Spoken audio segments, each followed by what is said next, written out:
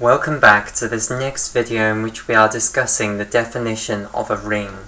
Okay, so we've now seen the definition of a ring. We've seen a ring is a set of symbols fundamentally with two composition laws defined on it, addition and multiplication. Addition must obey the axioms of an abelian group, and multiplication must obey closure, associativity, have a multiplicative identity, and the left and right distributive laws. Okay, what we're now going to do is explore in a little bit more detail some of the consequences of left and right distributivity. And the first consequence that we're going to look at is what do the column and row corresponding to the additive identity, and I'm sorry you can't see this, what do the column and row corresponding to the additive identity 0 in the ring look like in the multiplication table? Okay, so we're going to question what is 0 times some other element of the ring, and what is some element of the ring times 0. Okay, right. Well, we can use left and right distributivity to gain some understanding of this. Okay, so we'll start off with left distributivity here. Okay, so this fact here, left distributivity, this is true no matter what x, no matter what y, and no matter what z you pick from the ring. So I'm going to keep x and y completely general, but I'm going to substitute in for z the additive identity and see what we get here. So what I'm going to do is I'm going to get x times y plus the additive identity. It's a perfectly good element of the ring. Okay, it's an element of the ring that will always be there, and the left distributive law here tells me that this will be x times y plus x times 0, which I'll just write like that. Okay, so that has to be true. The instant we insist on left distributivity, this has to be true. But we can do more here, okay, because y plus the additive identity, what's that going to equal? Well, whenever you take any element of the ring and add it to the additive identity, you get the same element of the ring back again. So this is just going to become x times y.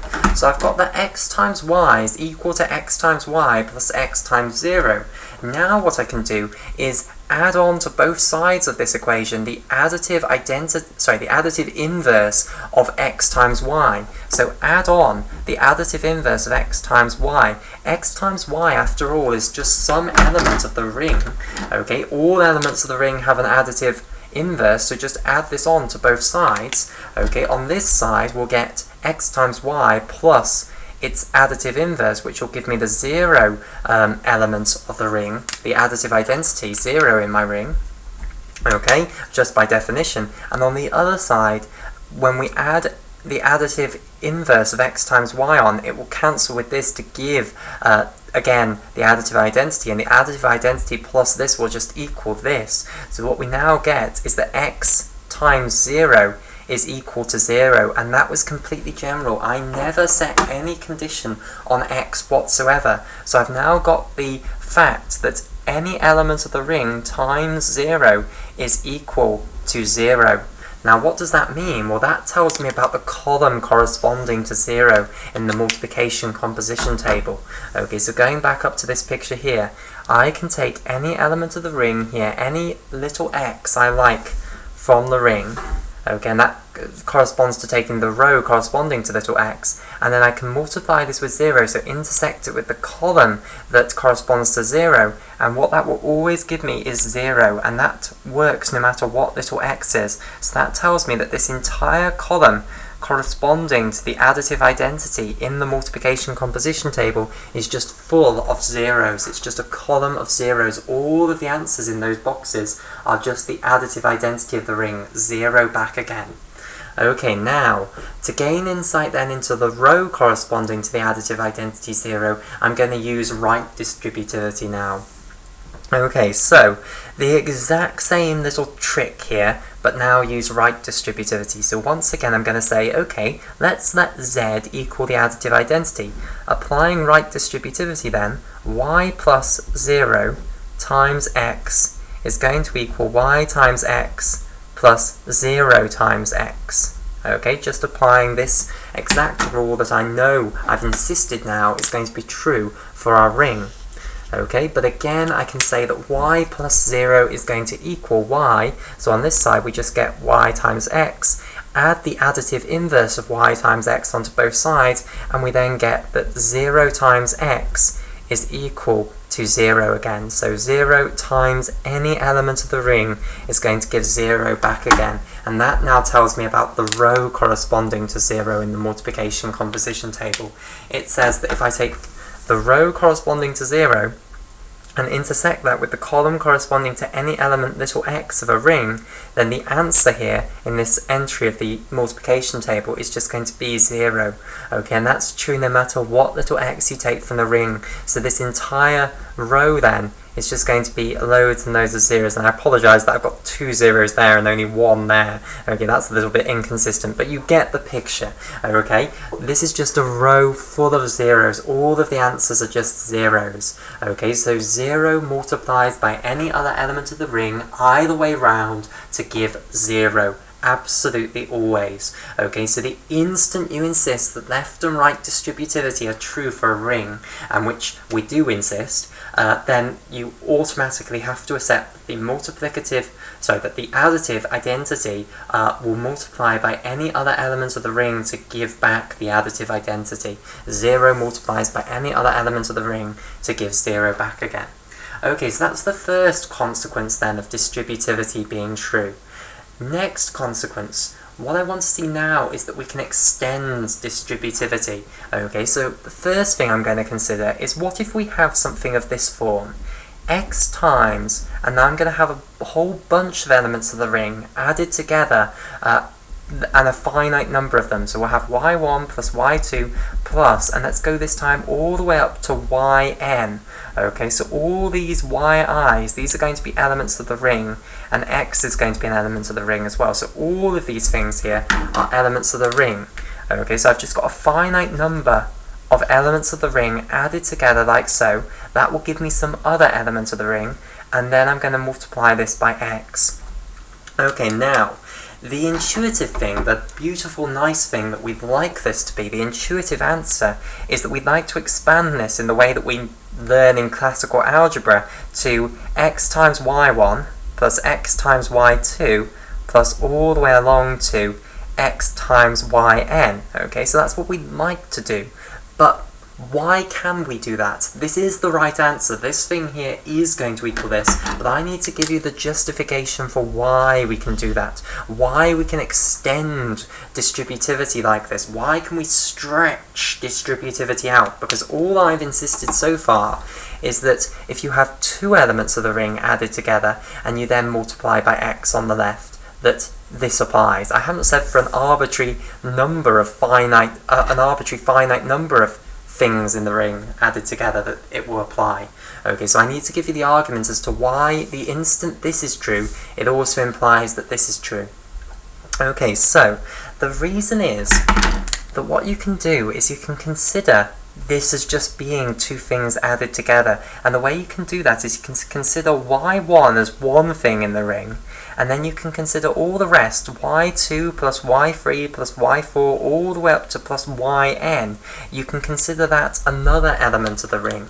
Then you can apply the left distributive law to this, and you'll break it into x times y1 plus x times the rest. Okay, so y2 plus y3 plus all the way up to yn, like so.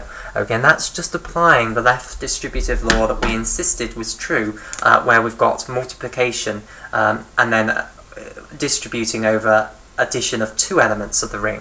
Okay, so here's one element of the ring, and here's the other element of the ring.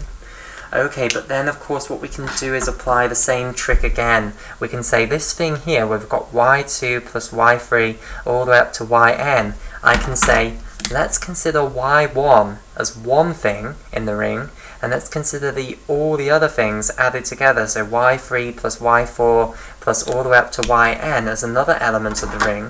And then again I can apply my left distributive law to say that this is x times y2 plus x times the rest here, so y3 plus all the way up to yn, and this can just go on and on. You can then apply the same thing to this until you eventually break this down into this thing that I've got written up here. Okay, so because there's a finite number of things in this sum here, it will eventually come to an end and you will have written it out in this decomposed form here.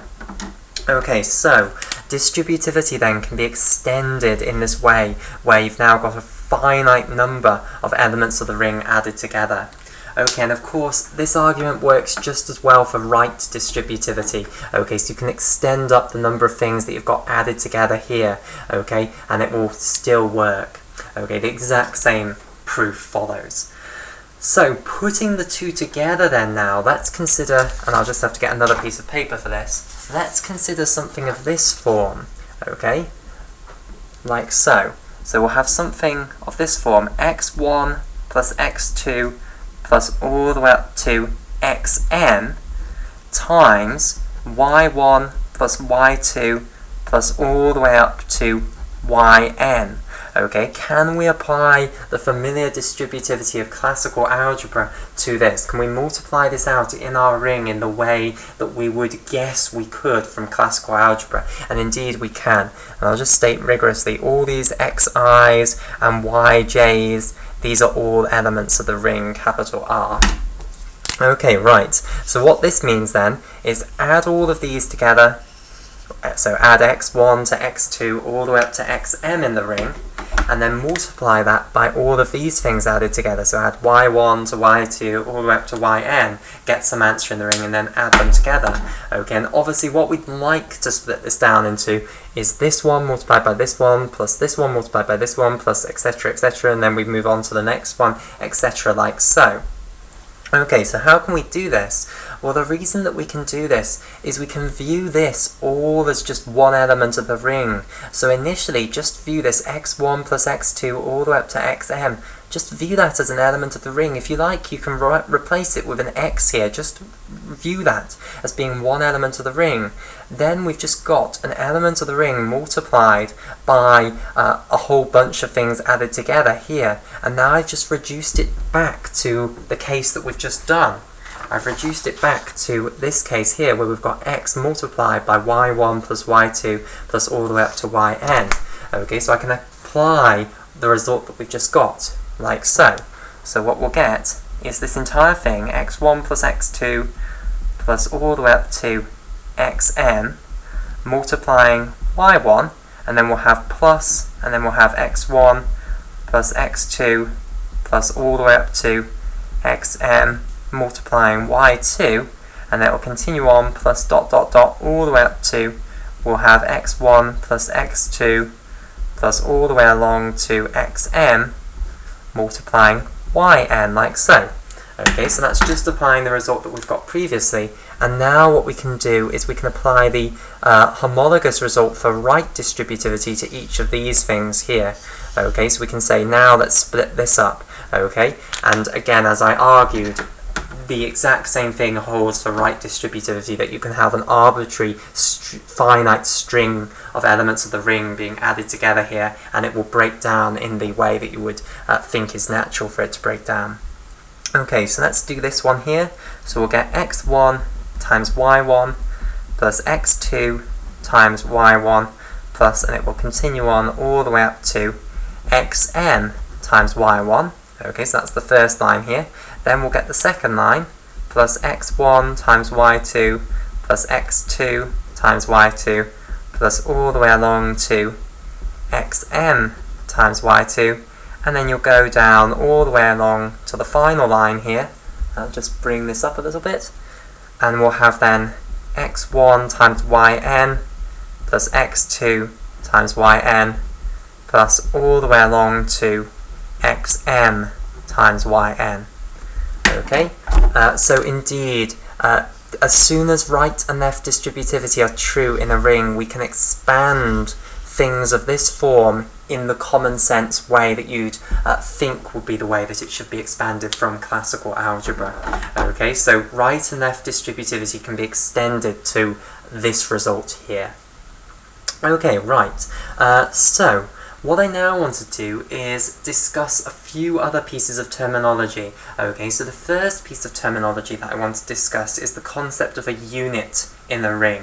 Okay, so you will hear the term unit all the time when you're working in rings. Okay, so what is meant by a unit in a ring? Okay, so an element of a ring is called a unit if it has a multiplicative inverse in the ring. Okay, so we saw that in the definition of a ring, nowhere did we insist that elements of the ring must have multiplicative inverses. Okay, that was never an axiom that multiplication had to obey. However, it might just happen that some elements of the ring do have multiplicative inverses, and if they do have multiplicative inverses, then those elements are called units. Okay, so here's the definition then of a unit. So a unit, if, so let's say, firstly, let's just have x is an element of the ring. X is going to be called a unit, so x is a unit if there exists another element of the ring, which I'll call 1 over x, the multiplicative inverse of x. You can also use the notation x to the power of negative 1, and this needs to be an element of the ring such that x times 1 over x is equal to the multiplicative identity 1, and also the other way round, so 1 over x times x is equal to 1. Okay, so if you multiply these two together both ways round, it gives the multiplicative identity 1 back again. So an element of the ring is called a unit of the ring if it has a multiplicative inverse in the ring. Again, a multiplicative inverse is something that satisfies both of these equations, i.e. if you multiply them both ways round, you get the multiplicative identity 1 back again. Okay, now, if an element of the ring does have a multiplicative inverse, it will only ever have one multiplicative inverse, and the reason that that is true is exactly the same reason as we gave for why elements of the ring can only have one additive inverse. We insist that multiplication also obeys associativity, and the instant you insist on that, any element of the ring cannot have more than one multiplicative inverse, otherwise it would violate associativity in exactly the same way as having more than one additive inverse would have violated additive associativity. Okay, so the exact same proof holds true for multiplication. Just change the symbols a little bit, change the addition symbols to multiplication symbols, and the exact same proof holds true. Okay, so if an element of the ring has a multiplicative inverse at all, it will only have one multiplicative inverse, otherwise it would violate associativity, and hence we wouldn't be talking about ring theory. Okay, so that's the definition then of a unit. Okay, one final definition that I now want to give you. Okay, we can extend a ring. There is a concept that is beyond the general ring, okay, and the next concept is the concept of a commutative ring, okay, similar to the concept of an abelian group. So we're now going to define what is meant by commutative ring. Now, in this first video, I wanted to give you the truly general definition of a ring, and I have now done that. Okay, the definition that we've just looked at is the formal definition of a general ring. However, in the rest of this playlist on ring theory, we are not going to be studying ring theory in its full generality. We are going to be studying commutative rings, okay, because those are the slightly more important ones. Non-commutative rings are very, very beautiful and very, very fascinating, but they're not quite as important as commutative rings. Okay, all the, well, the most important example of a ring, the integers, which we'll come on to in a moment, that is a commutative ring. Okay, so commutative ring theory is arguably more important than non-commutative ring theory. Okay, so what then is the definition of a commutative ring? Well, you take the exact definition of a ring and you insist on one more axiom. Okay, so if I just get my axioms of ring theory back up again, addition doesn't change at all. Addition is still going to be an abelian group. Okay, we're just going to add an additional axiom onto the axioms that multiplication must obey. Okay, and you might be able to guess what axiom we're going to add on. We're going to add on that multiplication must be commutative. Okay, so I'm going to have axiom number 5 here that the multiplication composition table must obey. Okay, and it's going to say you pick any two elements of the ring, so for all x and y that you can possibly pick in the ring, capital R, it must be the case that x times y is equal to y times x. Okay, so it does not matter which way round you multiply two elements of the ring together, the answer will always be the same. Okay, and again, if I draw out the picture of what that means for our multiplication table, okay, so if here is our multiplication table for our ring, which I'll colour in red here, remember that these two different ways of doing it are not the same entry in the multiplication table, unless of course x and y is equal to the same thing in the ring, which would mean that these two were the same thing in the composition table.